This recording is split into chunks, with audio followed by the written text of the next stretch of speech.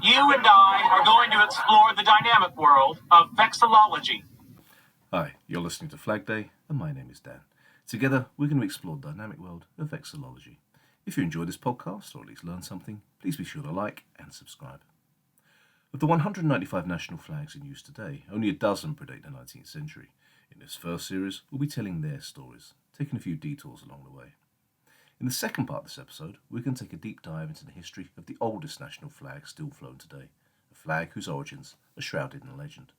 But first, which is the oldest national flag flown today? The question is a perennial favourite of flag forums, and whenever it arises, a number of candidates are traditionally cited. Some insist that the flag of Scotland is the world's oldest, the saltire or cross of St Andrew having been a symbol of that country since the 10th century.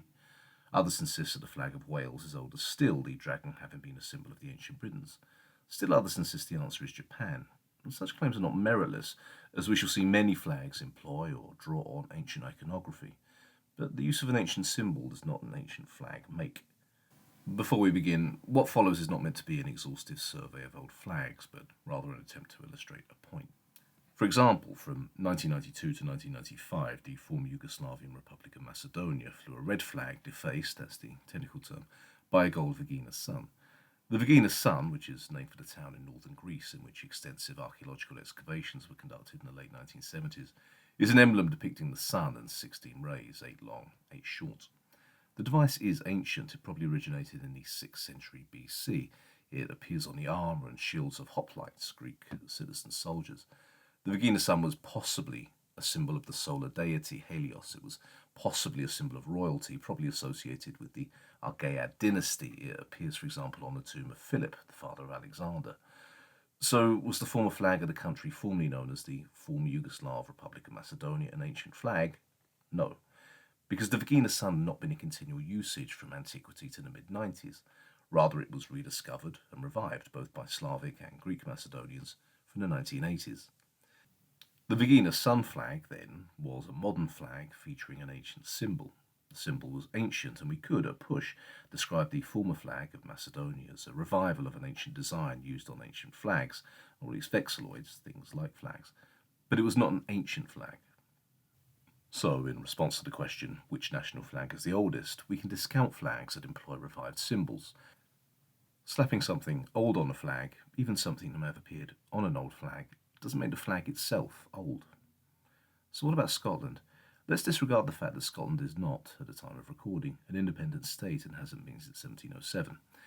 According to tradition, the St Andrew's Cross, or saltire, has been in use as an emblem of Scotland since 832 and the Battle of Athel-Stanford. However, before the 16th century, when the use of a white cross on a blue field became customary, the cross itself appeared in a variety of different coloured backgrounds. In fact, the field itself has become lighter in recent years. We'll take a look at that in a later podcast. For example, the Douglas Standard, a pennon, a long triangular flag typically used as a military field sign, said to have been carried by Scottish troops at the Battle of Otterburn in 1388, featured a saltire on a sage green background. The standard also featured 2 red hearts, a lion, the Tau cross, and the motto Jamais arrière, never behind, in white. Thus, while the modern flag of Scotland makes use of a symbol associated with that country since the early medieval era, the standardised design of today has evolved to the point where the modern-day flag can't be said to be the same banner as designs flown hundreds of years ago. The flag is not as old as the oldest element it contains. And this is true also of Wales. Again, disregarding the fact that Wales has not been an independent state since 1284, and disregarding the fact that the Welsh flag was not formally adopted until 1959, how old is the Welsh flag? We'll consider the flag proper in a moment. The device upon it is undoubtedly ancient, the dragon having been used by the ancient Britons, the ancestors of the modern Welsh, and the Cornish and the Bretons too, but that's another story. But in the Welsh flag, we do not find an example of a single, unaltered design in continuous, unbroken usage. The use of a dragon symbol by the Welsh and their ancestors is well attested, but the dragon they used was not always red. We find reference in the Mabinogion, an early medieval collection of British legends, of a red dragon, symbolising the Britons at war with a white dragon, symbolising the invading Anglo-Saxons. But until the modern era, the Welsh have used dragons of different designs and different colours. As its name suggests, Idraig O'r, the flag of the 15th century Welsh rebel Owain Glyndŵr, featured a golden dragon on a white field, for example. According to legend, a similar banner was flown by Uther Pendragon, Arthur's dad. The modern flag of Wales resembles the pennant carried into the field by Henry Tudor, later Henry VII. The flag used by Henry on assuming the throne of England displayed a red dragon on a horizontal bicolour, white above green. Was this the Welsh flag as we would recognise it today? No. One, it was a pennant, not a rectangular flag, and in addition the dragon was depicted breathing fire, alongside 10 suns, and the motto Dieu et mon droit, originally the motto of Henry V, and, following the Wars of the Roses, the motto of the British monarchy. In 1807, a red dragon on a green mount, i.e. a hill, was adopted as the royal badge of Wales, and, long story short, this was to become the basis of the Welsh flag as we know it today. The Welsh flag, then, like the Scottish flag, retains elements with ancient roots, but it is not truly an ancient flag. If we're going to consider the flags of non-independent nations, we should also consider that of Catalonia, whose flag, the Senyera, originated probably in the 11th century, a good 7 centuries before the Spanish flag. The Senyera, 4 red stripes on a yellow field, has always been manufactured according to the same design, unlike the flags of Scotland and Wales. There is, however, another flag often cited, with somewhat more justification, as the world's oldest.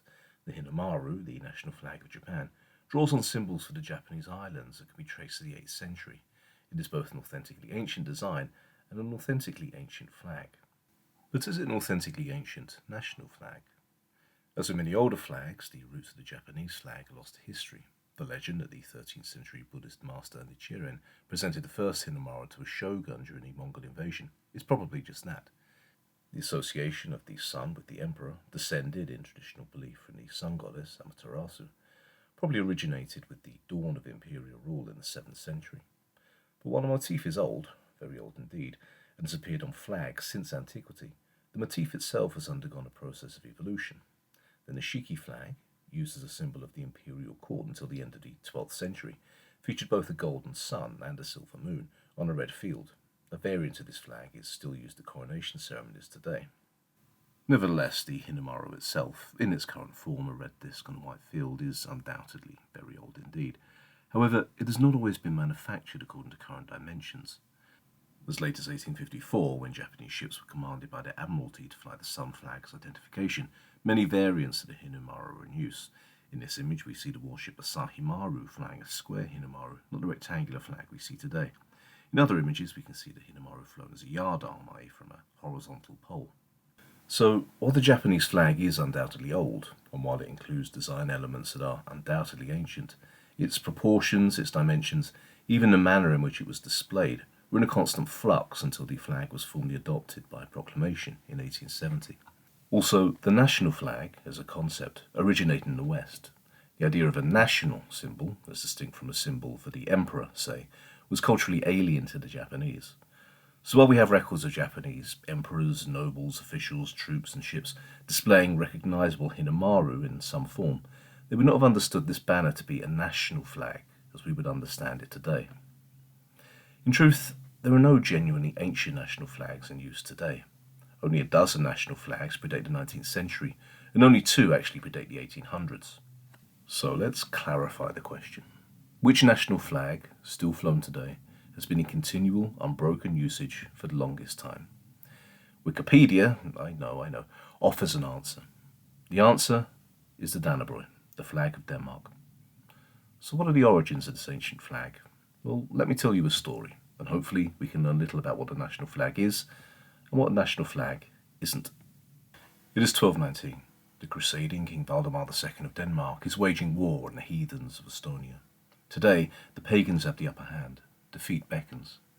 The Archbishop of Lund, and the Sunderson, recalls the example of Moses at the Battle of Rephidim and exalts God with his arms upraised.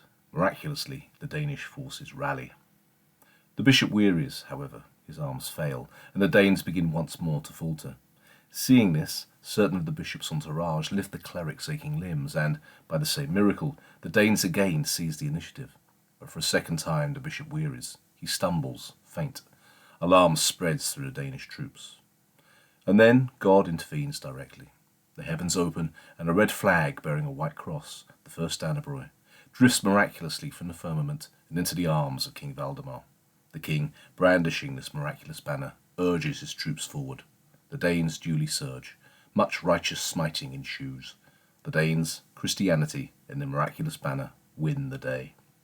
Wow. What became of this miraculous banner? Two 16th century historians, Hans Sanning and Johan Rantzu, agree that this first Dannebrog was carried by Danish troops in the Dithmarken campaign of 1500, during which King Hans of Denmark tried, and ultimately failed, to make territorial gains in northern Germany. The flag was lost when Hans suffered defeat at the disastrous Battle of Hemmingstedt. In 1598, the German pastor near Chorus records that a banner captured in 1500 was brought to the church in Vorden, remaining there until it was returned as per the peace settlement agreed in 1559. This flag, in poor condition, was stored in the Cathedral of Schleswig. Ulrich Petersen, an historian of the city whose life spanned the 17th and 18th centuries, records that this flag had rotted away entirely by the early 1660s. However, though records made after the Battle of Hemmingstedt state that all Danish banners lost in 1500 were to be returned, no explicit reference is made to this miraculous Dannebrog. No contemporary records make reference to the loss of any such flag, not even an account given in a letter of King John himself, written in 1500. A couple of things. Throughout this podcast, I'm going to be referring to the Danish flag as the Dannebrog. Dannebrog is the Danish name for the Danish flag, an Old Danish word meaning approximately the Danish cloth or cloth of the Danes. The colours of the Dannebrog have no official significance and they're not defined in law. That is, there's no official mandated shade of Dannebrog red. So, how much credence should we give this legend? The first written reference to the miracle is found in Christian Pedersen's 1523 work, Danske Kroniker, the Danish Chronicle. In Pedersen's telling, the miracle of the Dannebrog, which he describes as a lambskin banner, occurred at the Battle of Fellin, modern-day Viljandi, a small inconclusive battle fought in 1208. The Franciscan friar, Petrus Olai, recounts this legend in two later sourcings. His tellings are largely identical, but in the later of these two works, the 12 Splendours of Denmark, we find one small, lasting change. In this telling, the miracle occurred at the Battle of Lindenice. This battle, a larger and much more consequential affair, ended in a decisive Danish victory. The Battle of Lindenice was fought on the 15th of June 1219 near Reval, modern-day Tallinn, Estonia's capital.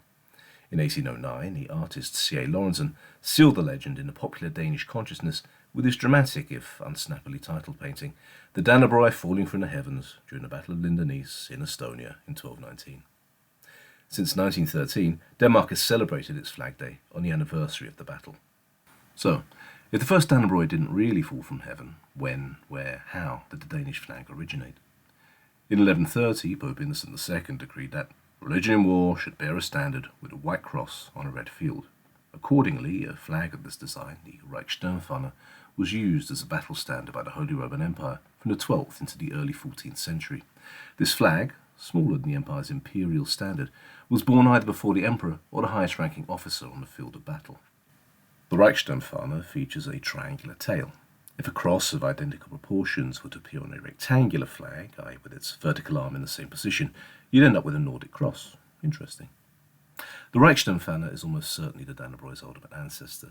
From it is also derived the flag of Switzerland, but that's for another time.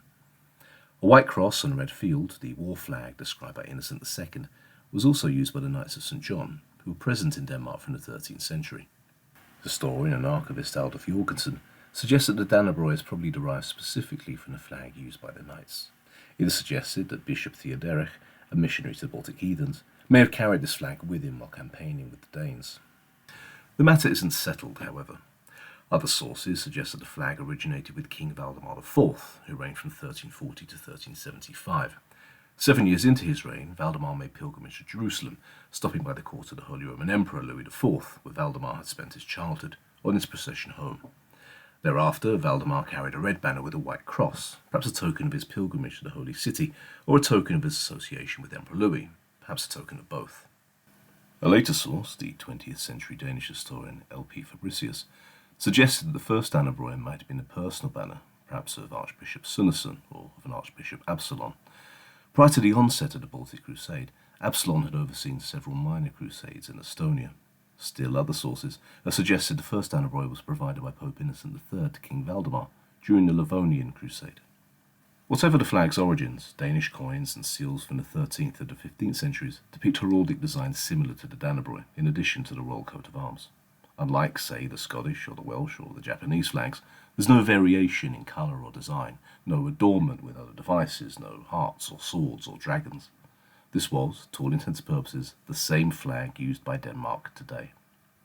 The earliest undisputed colour depiction of the Dannebrog can be found in the Gelre Armorial, compiled by a certain Claes Heinenzoon, herald to the Duke of Gelders in the mid to late 14th century. Here, the familiar white cross on a red field is displayed alongside the King of Denmark's arms. Note, this Dannebrog was not yet a national flag, but rather a colour of the king, just as the Japanese flag was a flag of the emperor. There were no national flags at this time. From 1785, the flag was flown by regular troops of the Danish army.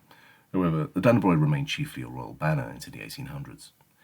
It wasn't until the first half of the 19th century that the flag came to be seen as a symbol not merely kingly or military power, but the nation itself, a banner of the Danish people.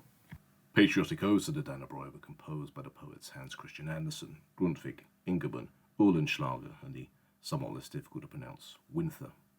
Hail our flag, crossed banner white, on track with you we step, the Danes follow you freely. Where you rise, victory hovers around the Crusader army. Lovingly embrace you, Danes, the Dannebrog name you bear. However, popular enthusiasm for what remained legally a military and royal banner concerned the authorities, and its use by private citizens was outlawed in a circular enacted in 1834. The First Schleswig War, a pivotal episode in modern Danish history, was fought between Denmark and Germany from 1848 to 1851. Following their victory, Danish soldiers returned home to the patriotic but technically illegal site at the Dannebrog hanging from windows across the country. Private use of the flag was decriminalised a few years later in a regulation of 1854. As we've seen, national flags were not really a thing until the 18th century. When a matter of oldest national flag is discussed online, respondents often fail to account for this. Before this time, flags were primarily used to identify military units, important personages, or the national origin of ships. Modern national flags are descended primarily from flags flown to identify vessels at sea. So the idea of flying a flag as a symbol of national pride, or to symbolise a people or their territory, would have been alien to most people before this time. The Treaty of Westphalia, signed in 1648, established a precedent whereby the nation, i.e. the people, was understood as the natural basis of the state. Increasingly, state and nation became conflated, a process accelerated with the advent of liberal democracy, the notion that governments governed by consent of the people, and the decline of kingly rule. Following its descent from heaven, the Dannebrog was first a kingly flag, then a military colour, or at least the colours of the king's army, and then finally a national flag. In an unusually neat way, this parallels a process that occurred many times elsewhere, where banners initially used to denote the king, the state, or the military, came eventually to symbolise the people and the land. Today, Danes take unusual pride in their national flag, and the country boasts a healthy flag culture. The Danish flag is seen not merely as a symbol of patriotic pride, but as a natural festive adornment to everyday life. The Dannebrog features as a decoration on Christmas trees and birthday cakes. Many homes feature a flagpole, and while this most often flies the vimpel, a long pennant in the national colours that Scandinavians keep flying at all times, the national flag proper can be seen flying at full mast on joyous occasions and at half-mast to mark deaths and funerals. Danes have traditionally compared the red of their flag with the red of their country's postboxes, but the shade of these is not officially defined either, and some variation can be observed. A flag regulation issued in 1748 simply describes the field as rod, that is, red. The only red fabric dye available in the mid-18th century was manufactured from madder root, Rubia tinctorum, an herbaceous perennial of the family Rubiaceae, which, when processed, produces a brilliant scarlet. This was the dye used historically in the manufacture of British military uniforms. Today, the Denmark Samfundet, a private society promoting use of the flag, suggests Pantone shade red 185U. This is a medium pinky red, and the Dannebrog often appears in darker shades. Remember to visit Flag Day Podcast on Instagram or Facebook should you be in need of visual references. So that's probably everything you want to know about the Danish flag. I mean, unless you're really hardcore, in which case, get in touch. We'll go and get a beer sometime. Hope you enjoyed. Hope you learned something. Really appreciate your company. Remember to like this video and subscribe. If you have any questions or comments, get in touch at flagdaypodcast@gmail.com. We'd love to hear from you. And be sure to follow our Instagram account, details below. See you soon. Farvel. You and I are going to explore the dynamic world of vexillology.